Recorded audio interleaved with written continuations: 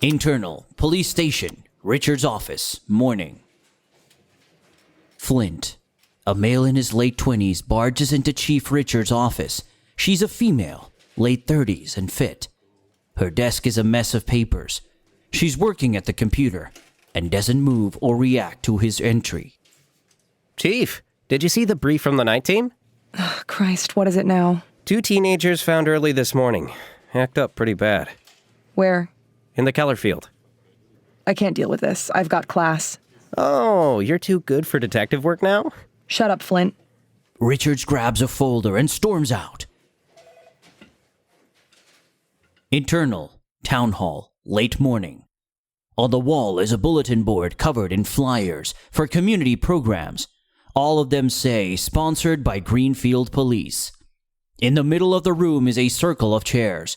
Half are filled by bony people with sunken eyes. Richards takes a seat. Thank you all for coming to our weekly meeting. Remember, every day you're here is another step closer to overcoming addiction.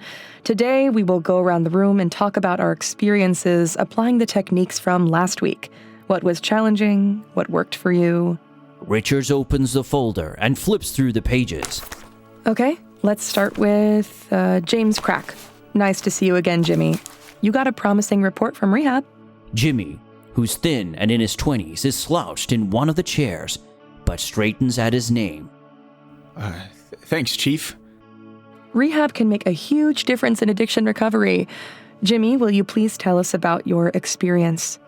Am I going to get in trouble for saying stuff? Jimmy, we're here to help each other recover, not get in trouble. Okay. See, I used to experiment with cooking this stuff, and... There's a loud bang and Mayor Cobb, a male in his 50s, overweight and graying, enters. He wears a cowboy hat and speaks in an exaggerated southern accent. He strides in surrounded by reporters. Move your hand, Richards. We need this space for a press conference. Mr. Mayor, we're having addiction and recovery support right now, and we're... Have it another time. We got a killer on the loose, and the people need to be informed and safe. Please excuse me. She pulls Mayor Cobb aside. Mayor Cobb, these people need consistency and structure to keep clean, and... Oh, Richards, we got 2 murders, and you're doing kumbaya? Probably one of them crackheads did it. Sir. You do your job, and I'll do mine. Find the murderer. I've got a town to take care of. Cobb snaps and points to a podium leaning against a wall. A secretary pulls it into the middle of the room. Richard sighs and goes back to the group. I'm sorry, but we'll have to adjourn for today. If you're available tomorrow, our domestic violence support group meets here at the same time. You might find the information useful. The addicts shuffle away while the reporters rearrange all the chairs. Cameras trained on Cobb flash, and reporters point microphones at him. As Richards walks back to the police station, Cobb's voice grows fainter. It is with great sadness that I announce the passing of 2 students from Greenfield High School, Corrine Meal and Ethan Knoll. Internal, police station hallways, late morning. Richard speed walks down the hall and is intercepted by Flint. He jogs to keep up with her. That was quick. Shut up, Flint. Before I do, I want to show you what I got on the 2 victims. Bios, photos of the attack site. Leave it on my desk. I was just thinking, if we can talk to a few witnesses, maybe we can get some info to prevent... I am trying to prevent this. I can't do it on my own. Flint stops abruptly. Chief, look, why don't we get out of here and hit the road? Richards also stops. All right. External Cornfield, afternoon. They visit the spot where the murders took place. Flint points at the field while Richards takes notes. See, and here the Stalks are pushed down in the opposite direction, so they must have re-entered the field near the end of the struggle. Thanks. I'm sorry I yelled at you earlier. No worries. Except for the fact there's a murderer around. I mean, I guess we're all tense. You're never tense. Sure I am. I've actually been worried that things are getting worse in this town. These past few years have been a nightmare. I'm really hoping your support groups turn things around. I mean, you really deserve to catch a break. Thanks.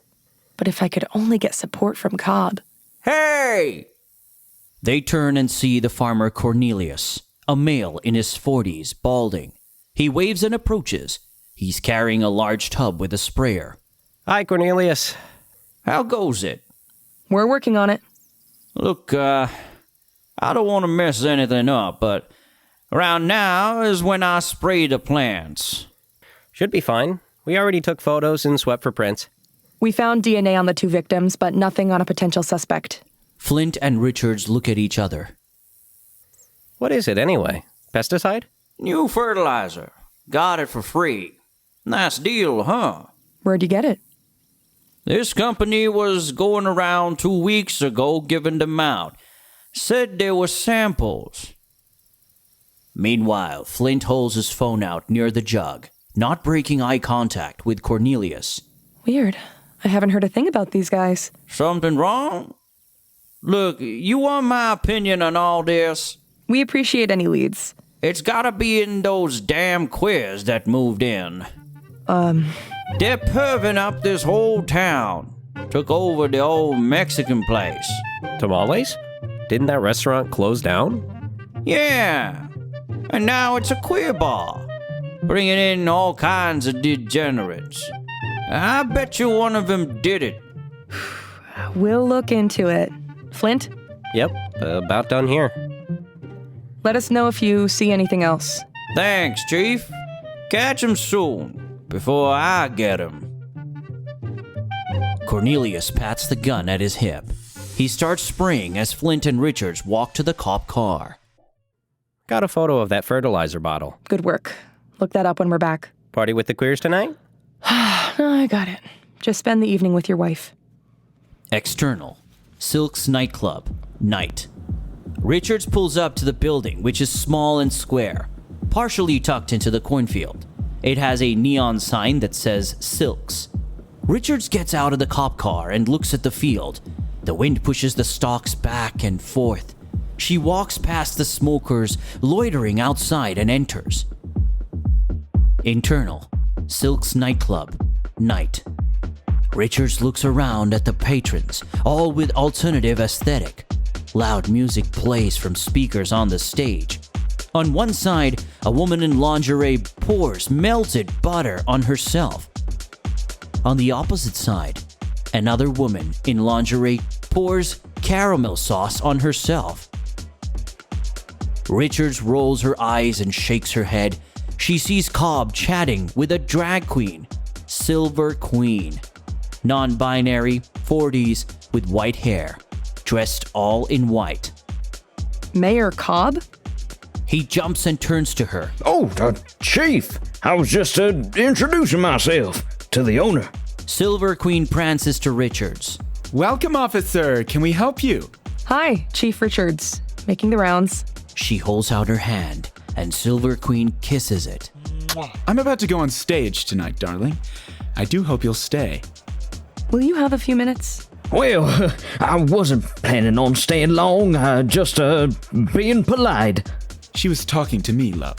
Silver Queen scribbles on a cocktail napkin and hands it to her. Here's my address, love. I'm home most days. Evenings I'm here. Thanks, sir. Ma'am. Either is fine, darling.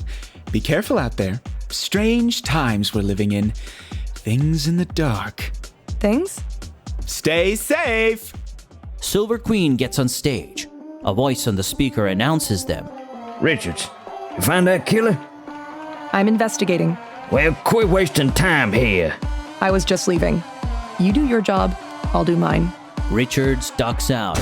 The wind keeps picking up as Richards gets in the cop car. External. Greenfield Backroads. Night. The car drives along the road, cornstalks lining either side. Richard's eyes scan the fields. Creeping myself out. She relaxes. A dark human-shaped shadow streaks in front of the car. She slams on the brakes. She jumps out, gun drawn. The wind blows the cornstalks on either side of the road as she looks around. Her breathing slows. She gets back in the car and keeps driving.